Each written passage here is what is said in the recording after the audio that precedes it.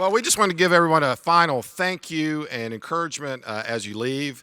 And I hope you have been inspired and empowered to go back and make some dramatic changes and to take some massive action in your business, right? I think you've learned stuff here that is actionable for sure, right? That you can go back and start using.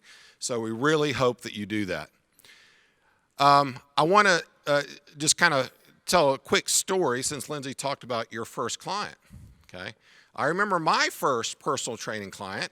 I was doing my PhD. I just started my PhD, and then I was working for a physician who opened a fitness center as part of his practice and called it medical fitness.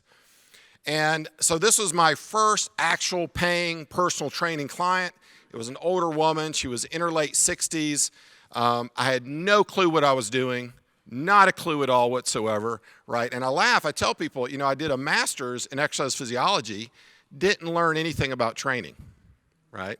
I don't know if anybody can relate. Knew a lot about physiology and cardiac rehab, knew nothing about actual training, and actually had a little run-in with this huge bodybuilder at the previous facility I worked at just the year before, and kind of we were working out, and he was doing something with triceps, and I made some sort of comment to him that did not go over, you know? He was just like, you guys, you go to school and you get your degrees and you don't know, fill in the blank.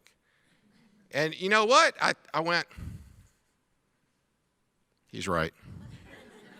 I mean, I did. It was very humbling. But so I had my first real client. I had learned more in that year, but I'm still struggling. So I've got this 60-some-year-old woman. We had just gone through a session. So I'm kind of stretching her, and I don't know what to do. So she's on the floor on her back, one leg in the air that I'm kind of down stretching, you know, awkward, yeah, and she breaks wind.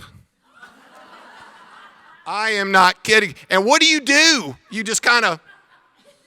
just keep talking. You just ignore it. That was my very first training session. And it's gotten more interesting ever since, let me tell you, very, very funny.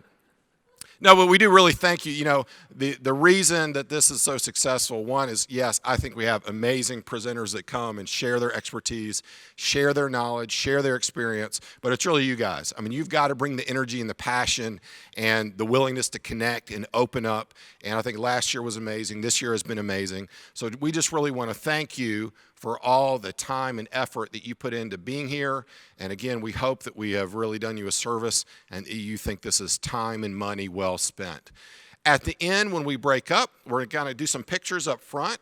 So I'd like to ask, when we break, all of our speakers that are still here kind of migrate towards the front. You guys get pictures. We'll get pictures on the stage in front of the logo on either side. But take pictures with these speakers. Go back and write blog posts and put it up on Facebook and talk about what you've learned and how that's going to impact the clients that you're working with. It's going to elevate your authority, that you're spending time with these individuals, and it's really going to help you in your business. So thank you. Give Dan some final time.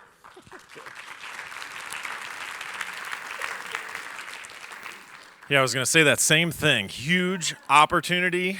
Don't miss your chance to get pictures with some of the speakers. Elevate yourself, right? It's an opportunity to email your list, post on Facebook, blog, make a big deal that you are here with several doctors in the room and you're learning from experts. So if you are not a functional aging specialist, or if you're like, we're kind of both procrastinators sometimes. If you're kind of like us and you haven't taken the exam yet, there are a lot of big reasons why you need to get on the certified map.